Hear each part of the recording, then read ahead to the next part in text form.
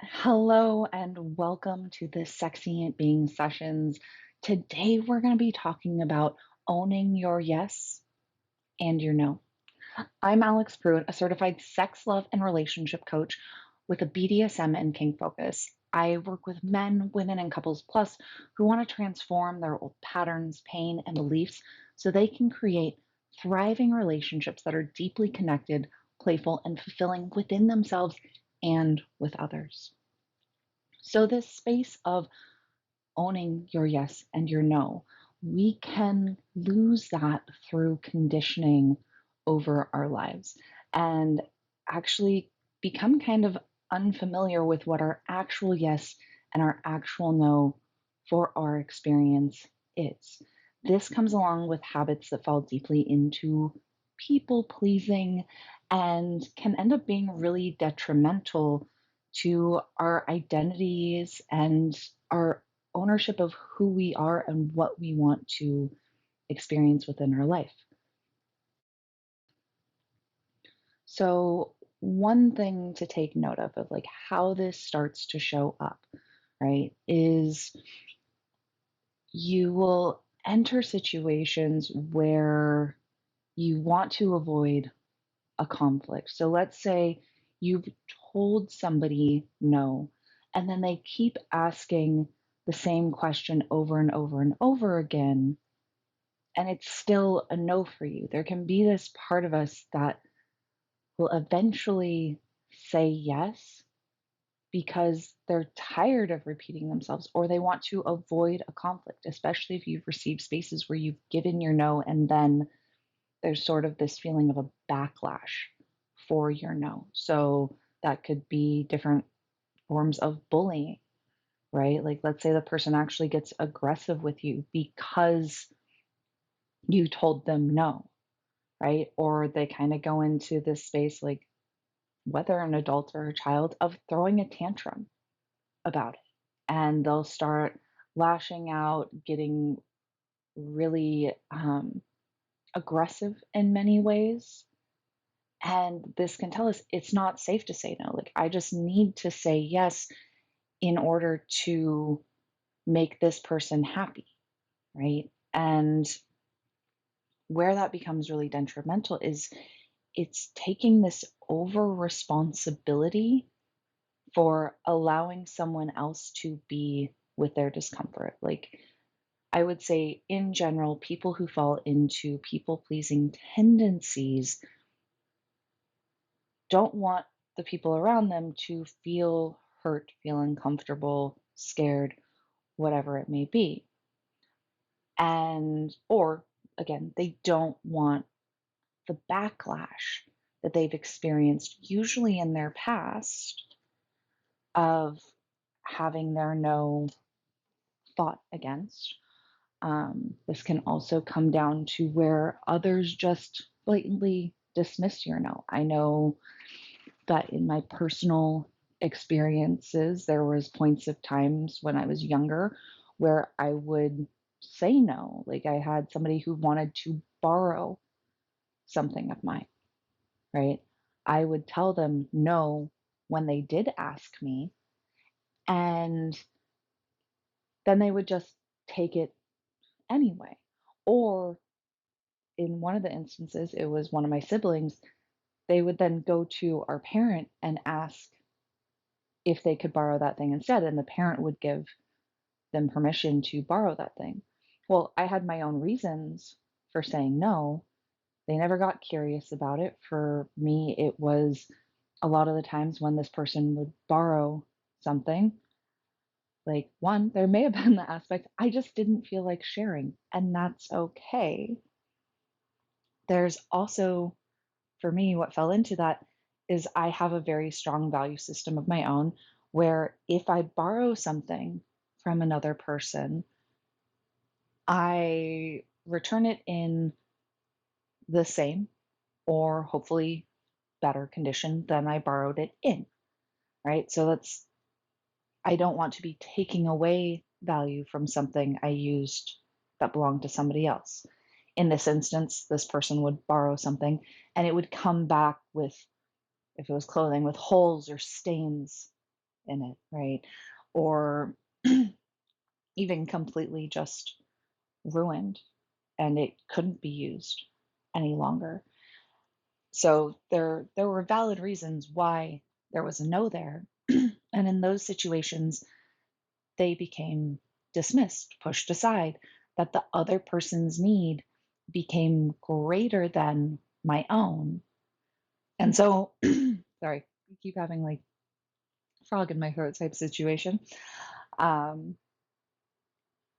but it taught me that regardless of what my no was or what my reasons were, the other person's need was more important. It was more valid than what I was expressing, than what I had to say.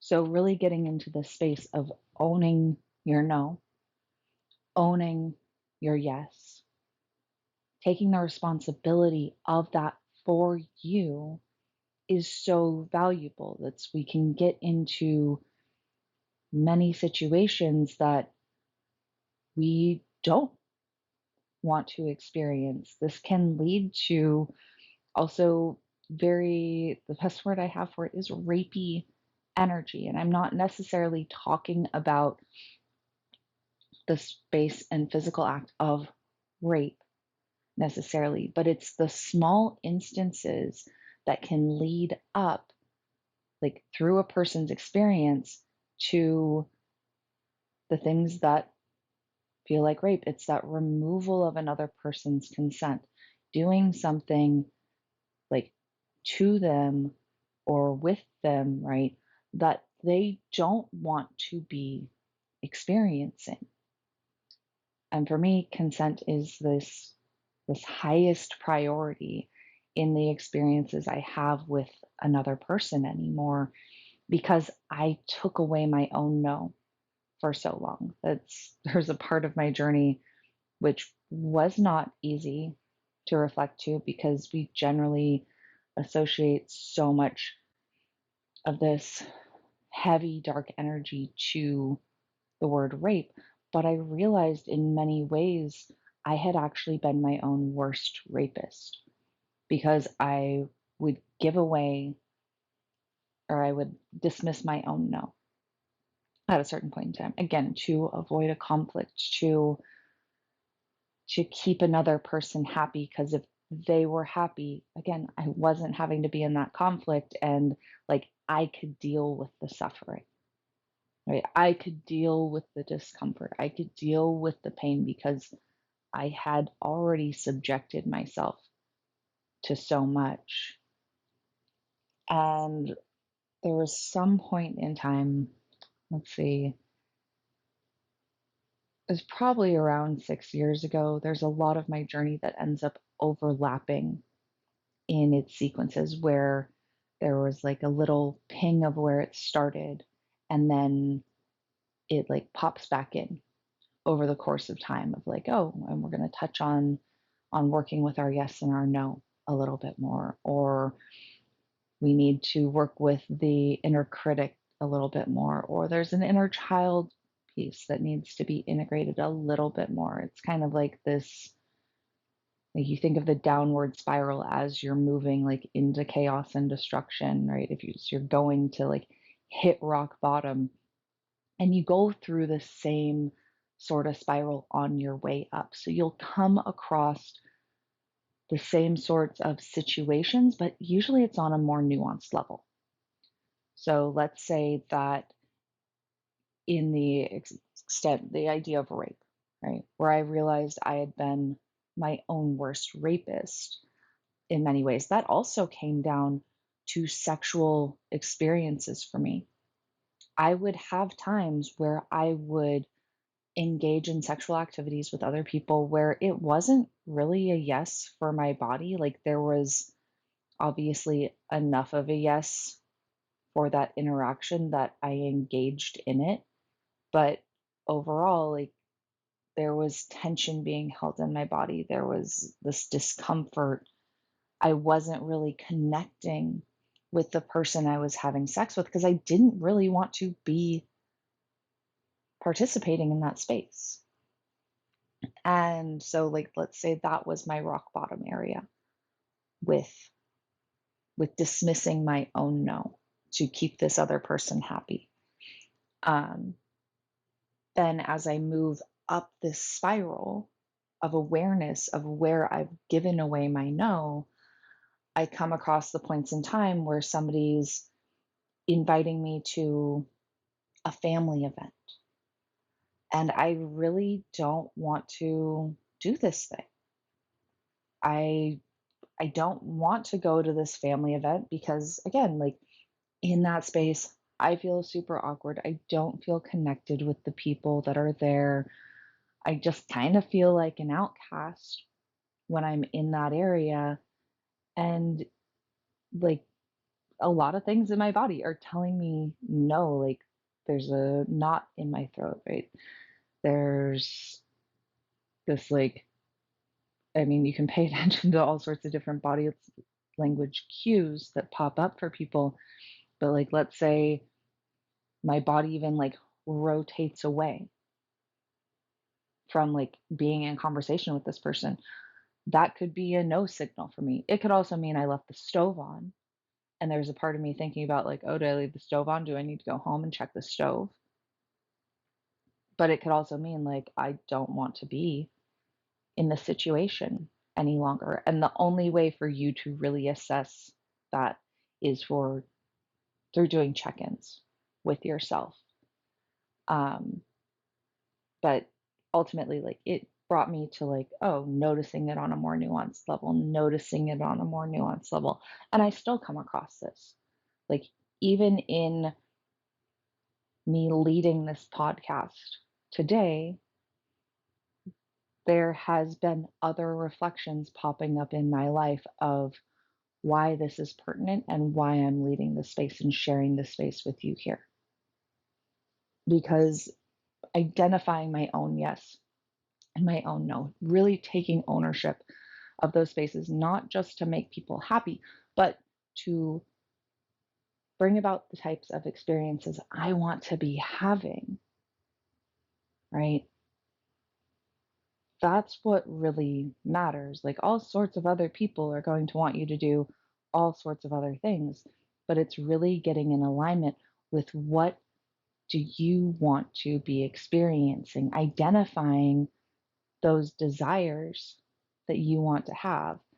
I will say we are really bad at acknowledging what we want, especially if you've been in people pleaser mode, because so much of the focus has been on keeping other people happy, wanting them to be like satiated and full, and you can survive on scraps.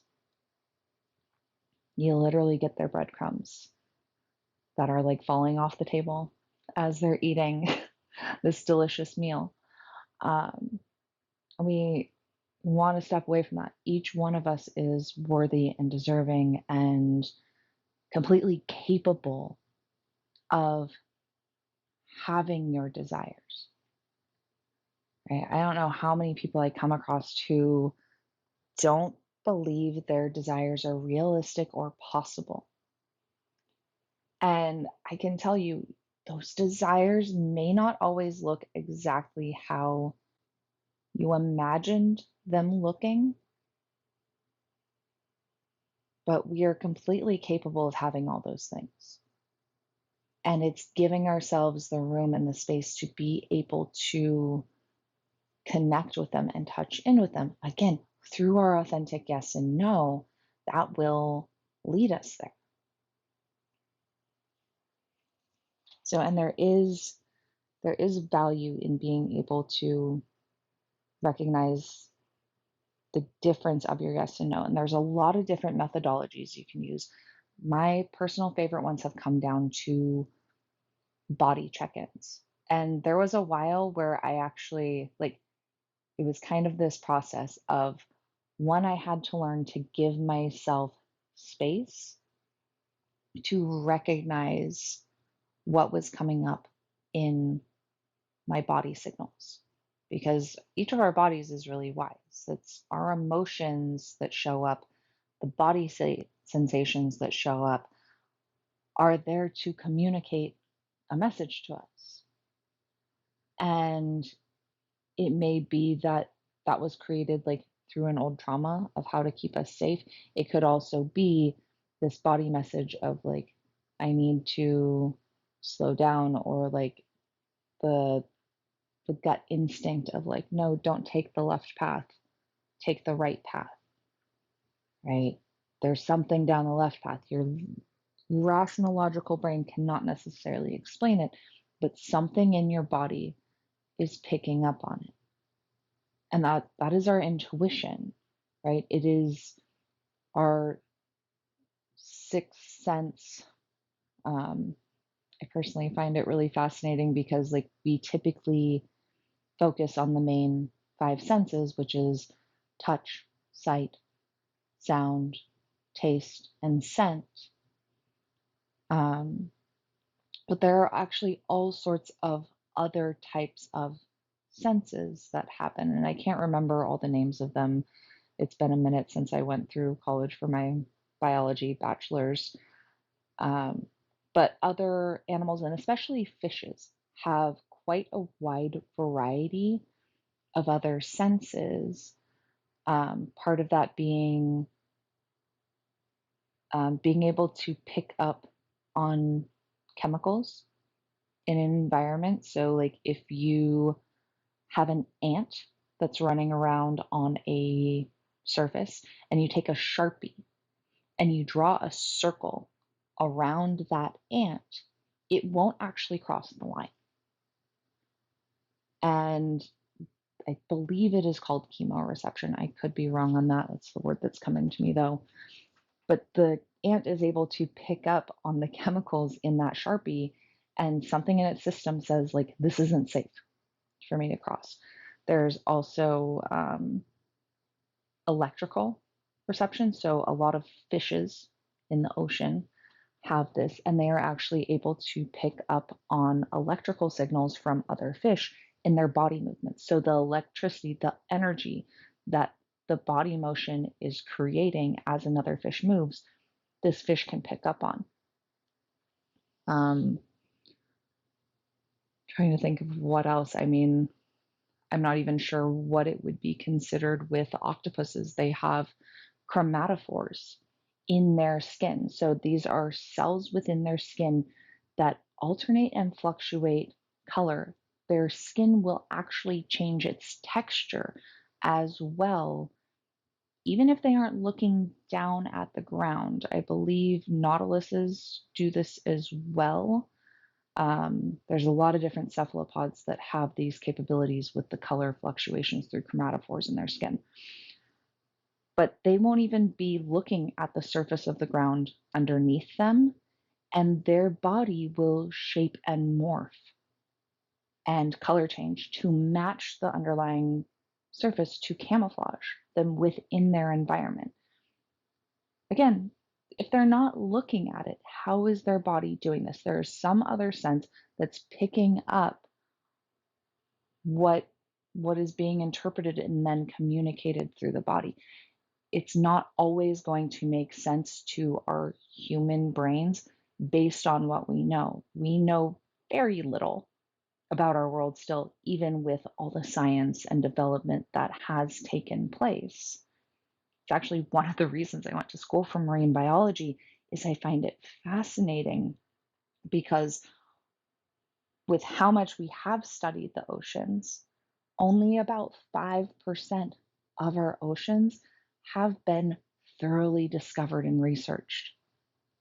That leaves 95% of our oceans.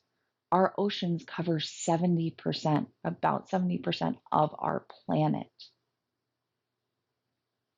So when you take that into consideration, that there's still this 95%, and there's still constant discoveries happening, new experiences, new creatures, new data coming across, it starts to help you understand how little we actually know. And this is something physically on our planet, let alone anything about the universe outside of us.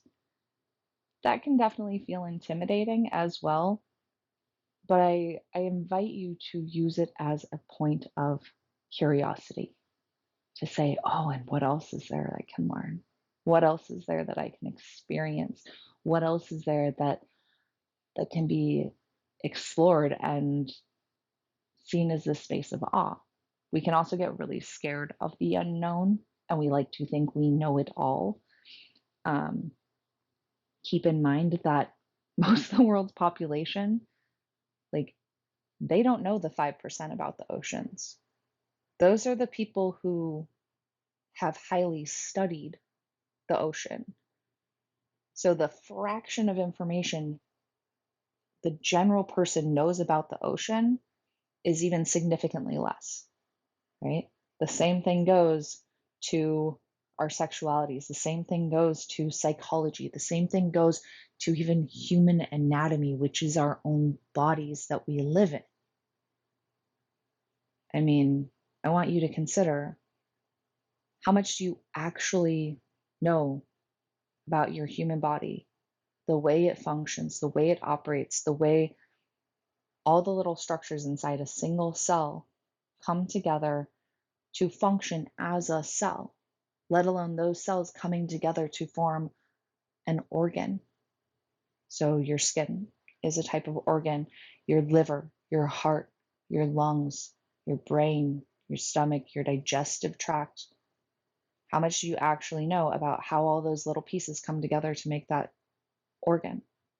Then you take the organ to bring it together to make the human body, and that all functions together. Like, even just that all those little pieces come together so perfectly to function and serve a person every day is really mind blowing, because it just takes one little mutation within a cell to be able to create a cancer and something, and then the cell duplicating and replicating. But our bodies will do everything they can without us consciously thinking about it to keep that from happening as well. And it's this sort of like miracle that we all experience every single day, because we each live within a body, and we don't give recognition to the life that's there. We get insecure about, oh, are they going to like me?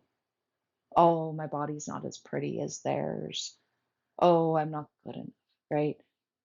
But you're already actively living in a miracle that all those things happen to come together and keep happening to come together to function is pretty fucking phenomenal. So it comes back to, like, again, bringing it back to this miracle, bringing it back to the pleasure of what you want to be experiencing, and learning how to do that, especially if you've fallen into trying to create safety through people pleasing. Now, if you really love people pleasing, I do want to, like, say there is no shame in stepping into the shoes of the people pleaser. I just want to invite you to bring a level of consciousness to that's what you are choosing. I actually recently helped a friend who was going through a chaos moment with their marriage. And I sat down with them and I was like, okay, like, your ex partner has told you where they're at. Like, they have told you, if you come back, like, you are seen as being less than anyone else living in this house. Um, I'm not sure if anybody else caught that, but personally, I don't like to see other people as being less than anyone else. And so, like, that gave me pause when we were going through this kind of assessment. And it was just pretty much looking at her situation and being like, okay, if you go back to this place, like, this person is saying they have zero responsibility in what has occurred within your relationship. with them, that you are fully responsible, that you are less than anyone else. And like, if you go back in there, you are just there to soothe them. And it may seem hard to believe that somebody would say those things directly. Those things were actually all said directly. This is not assumptions. I don't like making assumptions. Um, I like to, I'll use the words, I'll use the actions. And it was very interesting to observe somebody actually being willing to say that out loud, about how another person would be treated within a relationship. So the next piece was, okay, well, like, you could set boundaries and try to work on this with this person. Obviously, that's going to take them showing action, right? There was also like, you can go down this other path of like, you decide to not go back to that relationship. Ultimately, it is your choice. Like, is there something that feels like a yes and no in option one of you just going back? Like, again, you can decide to just go back. You can decide that this relationship, this other person is so important to you that you will completely set yourself aside. She was no longer in that space, so that was just an easy no for her.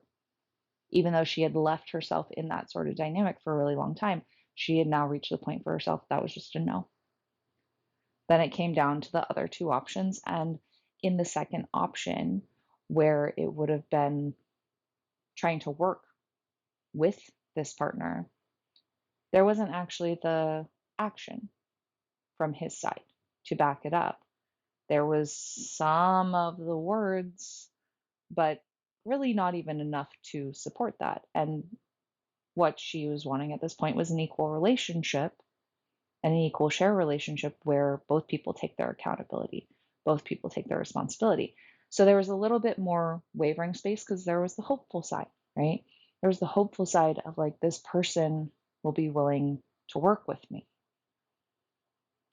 And then the other one was what she like was kind of leaning to more of the time, but there was yeses and nos in both of them.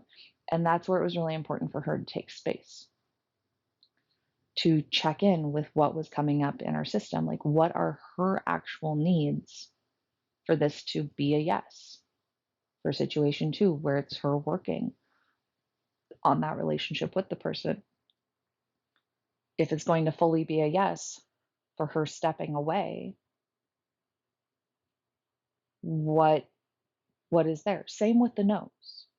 And it's doing an exploration into what it is you really, really desire to be experiencing. We're stepping out of the conditioning, the modeling that you have to be a certain way because your parents, your partners, your friends, media, your religion, whatever else has told you you have to be, you should be, you can't be anything else, you can only be this. It's breaking out of this box we create for ourselves and our identities.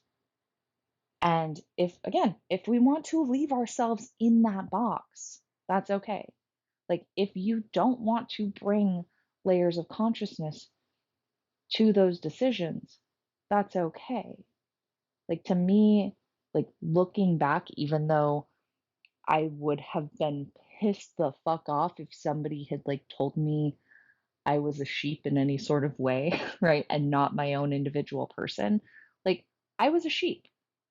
I was following on this very unconscious level, not knowing that like I even had a choice on some things. I was just following what I was told to do. And when you start to take ownership of your yes and no, that is a very high value quality of leadership because you're willing to own that regardless of the rejection that could come along with it, of the backlash that could come along with it, Like, it doesn't mean that you're not conscientious or considerate of other people's feelings, right? Like, if somebody asks if you want a scoop of vanilla ice cream, you don't start screaming at them or like trying to hit them saying, "No, I don't want this thing," right? You take into consideration of like the appropriate no for that space is more likely, "No, thanks, not really interested." And it can be that easy. It can be really casual and doesn't have to be high energy infused. It may be for a little while if you're really uncomfortable saying your no. And what I want to invite you into, if you have a hard time, like you recognize you have a hard time saying no to other people, this can show up in your relationships. Um, let's say, let's say if you're noticing you're feeling resentment in your relationship when your partner's wants you to do something for them, asks you to do something for them. I have a young child, so demands that you do something for them. If you have this like little flare of like resentment or anger, or let's say they asked you to pick them up from the airport and on the way to or from the airport, like there's a part of you inside that's just kind of like fuming that you even did this thing. And there's some, again, some layer of resentment. There's no judgment for what's showing up there. It's just noticing that within you. Like that was probably a no for you, or there's some things that have been piling up over time that equal bigger no's for you that you haven't been addressing. I will say, in my own experience, when I have those little annoyances, anger, rage, even show up, a lot of the time it has been because I am not listening to my own no. And it comes down to this space where either somebody else or I am asking myself to take too high of responsibility for someone else or a situation. I'm taking more than my 100%. Or this is a boundary for me, and somebody keeps trying to shove past it. And I think one of the best spaces I personally notice this anymore, or like the most blatant um, example of it in daily life right now, is I have a young son, and he will say ask me for dessert before dinner, and I'm like, no, we're gonna do dinner first. Like, let's eat something and then you can have a treat. And he'll get annoyed with that answer because that wasn't the answer he wanted. He wanted to just be able to eat all the candy all the time. And I will look at him and like he'll ask me again the same question again, even though I just said no in a kind way. Well, then for me, it becomes a little bit more solid of a no. And I've actually had to reach a point for myself where, like, him, because he is a young child specifically, and he is still getting to learn about other people's boundaries, um, that, and I mean, part of my role in being a parent is also helping teach him to care for himself, right? But in that, it will hit. There's the more like relaxed, casual no, not interested, right? Then it's a little bit more firm of a no. Like, no, it's really not happening, bud. Then a more firm no if it's asked a third time. And pretty much with him, after the third time, if he keeps asking the same question, I don't answer anymore. Um, because I don't, even with him, I don't need to keep repeating myself after I've said it once. And that can be even indicative of weak boundaries on their own. Like there's one thing if like I said no and he hadn't heard me for an answer, but if I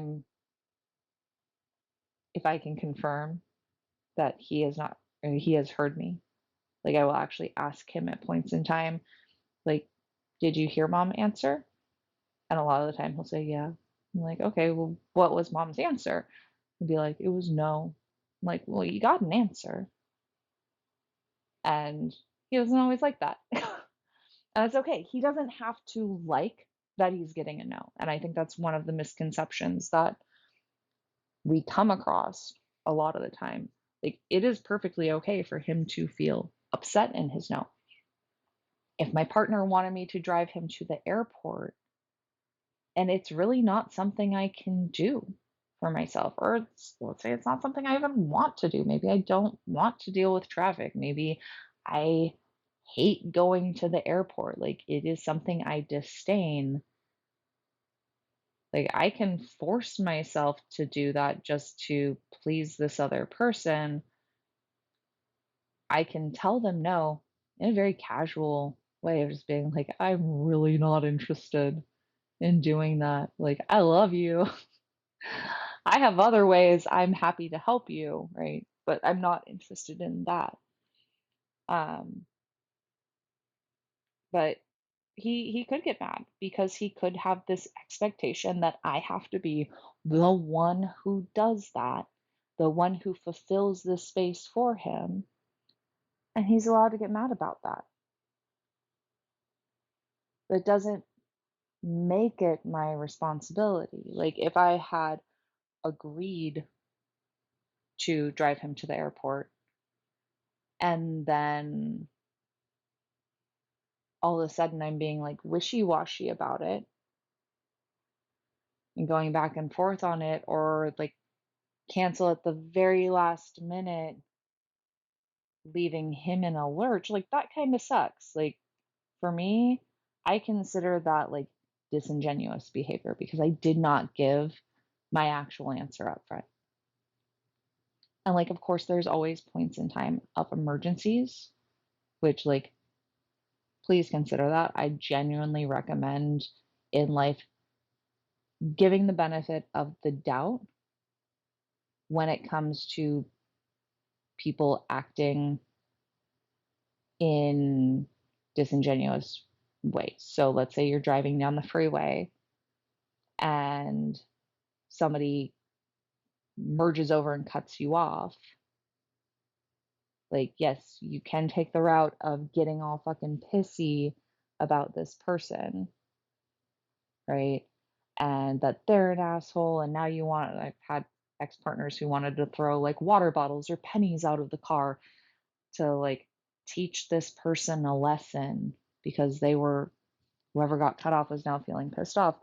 I mean, I just try to imagine that it's likely they have some other stressor or something coming up that I don't know about because that's very likely. Like maybe their wife just went into labor or got into an accident and is now in the hospital. Obviously, like those are drastic examples, but it's a lot easier for me to not take it personally that somebody did this shitty action. Even if they intended for it to be personal, it's still not really personal. It says a lot more about them than it does anything about me when you're willing to lash out in ways. And that's the same thing goes for your no or your yes. Your no or your yes just tells other people where you're at. It doesn't have to be something personal against them. And for me personally, when I was in my high people pleaser, because I'd gotten the message so many times that like my no was a rejection of somebody else and I couldn't have somebody else feel rejected. Well, then I taught myself to reject me by just giving them what they wanted. I was abandoning myself. I also got real wrapped up when partners and I would separate of feeling immensely abandoned. And this was a compilation of a wound. I was unconsciously putting that responsibility on them that as long as they stayed, I was worthy, I was lovable, I was acceptable, I was beautiful, I was sexy, I was smart, I was whatever that messaging was that I got from them. When they would decide to leave,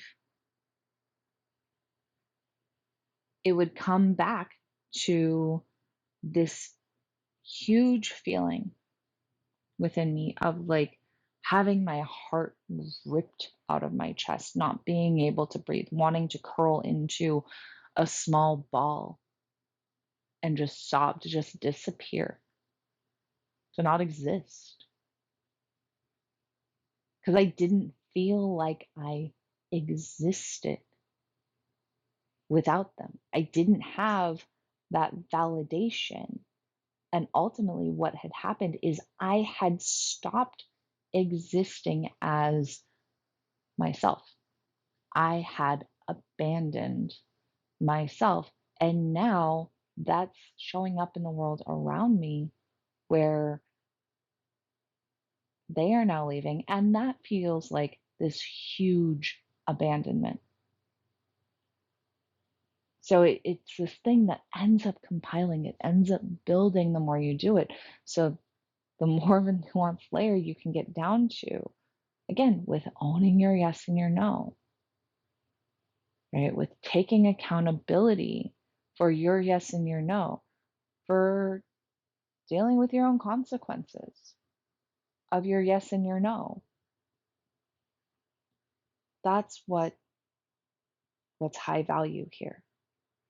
That's what leads to you no longer abandoning yourself for other people to try to make them stay, because if they're your people, they're going to love you as you. And I know that can be hard to understand. I also personally didn't know I was abandoning myself for a long time.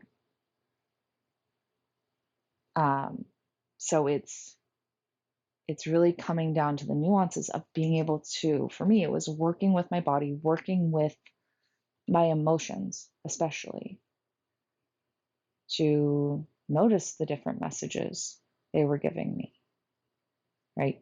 Taking my own accountability of my emotions. If somebody told me no for something I asked, like, what was I making it mean about me when they told me no? Just because they tell me no doesn't mean I can't go do my own thing, right? If I ask my partner to go out to see a movie with me and they're like, no, really not interested in that, I can still go out and see the movie.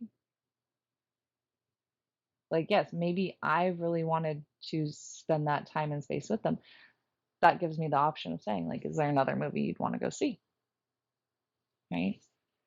Again, their yes and their no just tells me where they're at.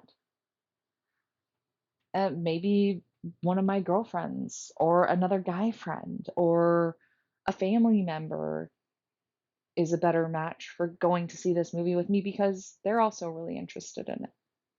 Or maybe I just go alone and take myself on a me date because that's important.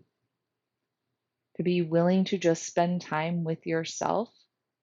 Like, you are the only person who is with you every moment of your entire life, from the moment you are born until the moment you die. You are the only person who will know exactly how it has felt to be in every situation you have gone through and experienced in life, for all those little nuanced things that have come together to compile to make you who you are. You're the only person who knows that for every moment of it.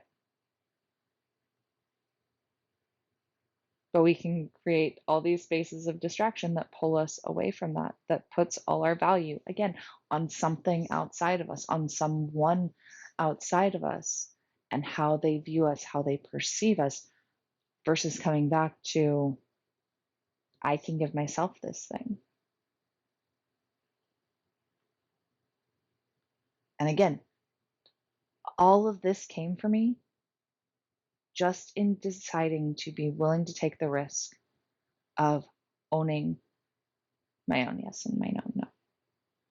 Like, me being willing to own that led to me going down an immense self love path.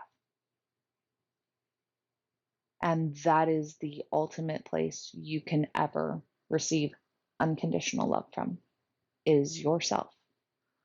Like, our parents aren't great at providing that. Our partners aren't great at providing that. Like, there's usually some amount of conditions that they need because we're in relationship with another person. They also have needs. It is not, in my opinion, healthy or desirable. It is actually quite toxic most of the time when you get into a relationship and you're willing to just continually sacrifice yourself, lose yourself, abandon yourself to keep another person happy. Like, to me, you are the martyr. You are the empath.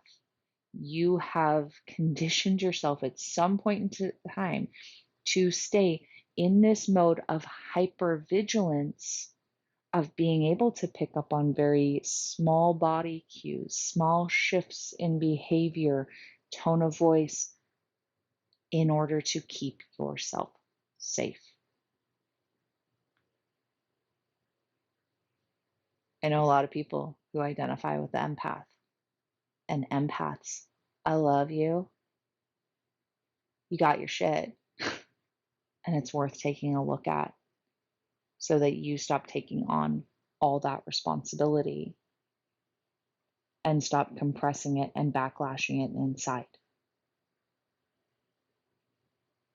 So let's do a little bit of an exercise, and you can do this either laying down with your knees bent and like knees towards the ceiling, feet flat on the ground, or you can also just do this with your arms. So you're going to take a couple deep breaths in. So if you're doing this with your arms, you could be standing or seated.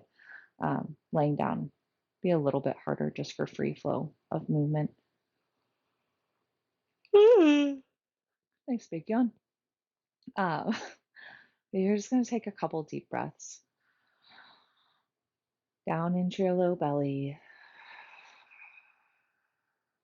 You can actually kind of imagine that when you're taking your next breath in, that you can pull that breath all the way down to the lowest, deepest depths of your belly.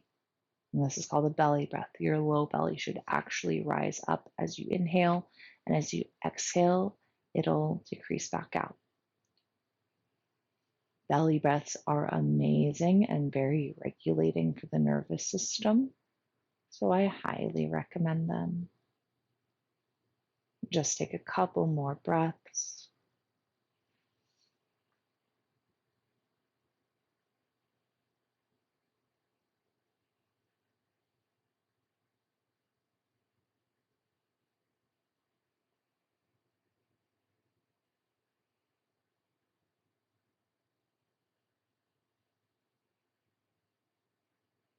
All right, and as you continue to breathe, I want you to bring your focus to like the core space in your being. So this can look different for different people. Sometimes this can look like a rod that actually runs the entire length of your torso. It could be a certain energy center, so like around the heart space in your chest. It could also be in your belly. It could also be in your pelvic floor area, your root chakra. Uh, go with whatever's coming to you right now. And what we're going to do is just notice this energy core within you. Just focus on that for a few breaths. Notice the quality of it.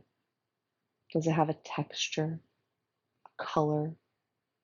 Is it transparent? Is it solid? Like, what are the qualities of this energy core? And that doesn't have to be visual. It could also be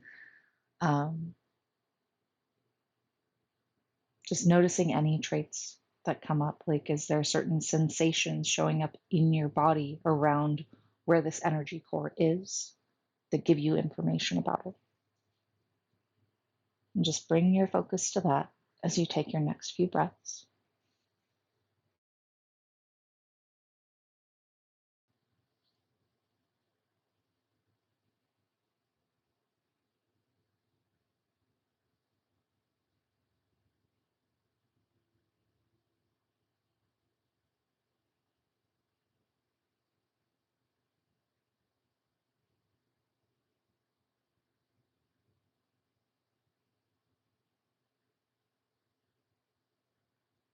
And then the next thing I want to invite you to do is to ask yourself, do I want to know my body's authentic yes and no? And to see if you notice anything. See if you notice any areas where sensations pop up. You don't necessarily have to know if that means yes or no right now. If you get something that comes across as a clear no to you, then I'm going to ask that you just take a pause from this, because we want to honor that something in your system showed up to say no, and that this isn't quite the right time for you to step into this. You can always come back to it.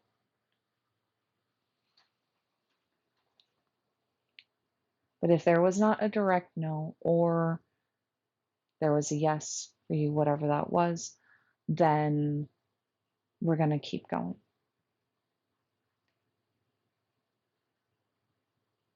Now, on the next piece, what we're going to do is, if you are laying on the floor with your knees bent, when you inhale, you're going to butterfly your knees open slowly, saying yes. And then on the exhale, you will bring your knees back up and together very slowly, saying no. If you are seated or standing and you're doing this, you're going to be using your arms for the same effect. So on the inhale, you're going to say yes and open your arms as wide as you can out to the sides. You can even bring your shoulders back so your arms are extended a little bit behind you.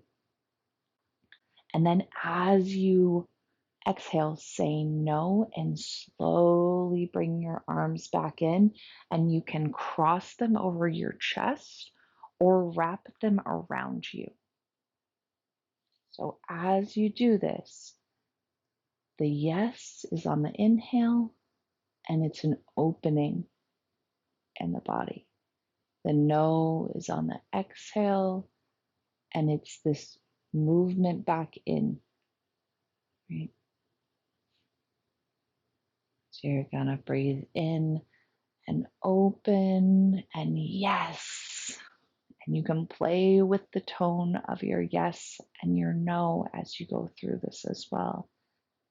On the exhale, you're moving back inward and it's a no or a no. I'm not interested. What? Again, playing with the tone. Inhale and yes. Exhale, no. And bring it back in. And you're just going to pendulate between this yes on the inhale and the no on the exhale. And as you do this, it's slow movements. We're slowing down so you can notice the sensations, how this feels different in your body, in your being. Whatever sensations you're noticing, just notice them. There's no judgment, there's no rights and wrongs. As we said before, your core can show up as different things to you. There's no one and only right answer.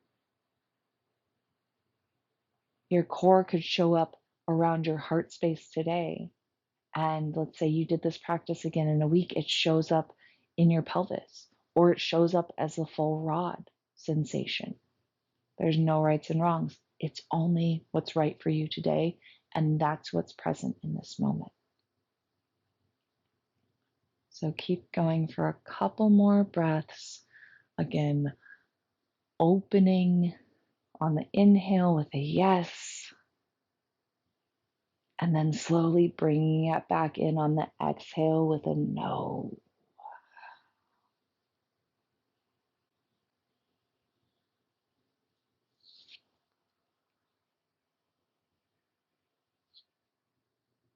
And one more time, inhale and yes.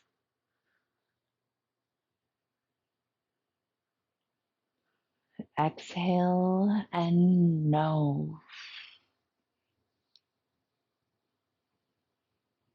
Now I'm going to invite you to just place one hand over your low belly and the other hand over your heart.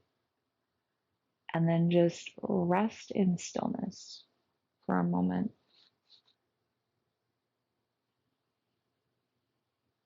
Just allowing this place of not having to think, not analyzing, not doing anything, just noticing the sensations that are moving through your body, if there's any emotions there. Letting them pass by. You don't have to hold on to any of them. If there's thoughts moving through, or images or sounds, just let them pass by.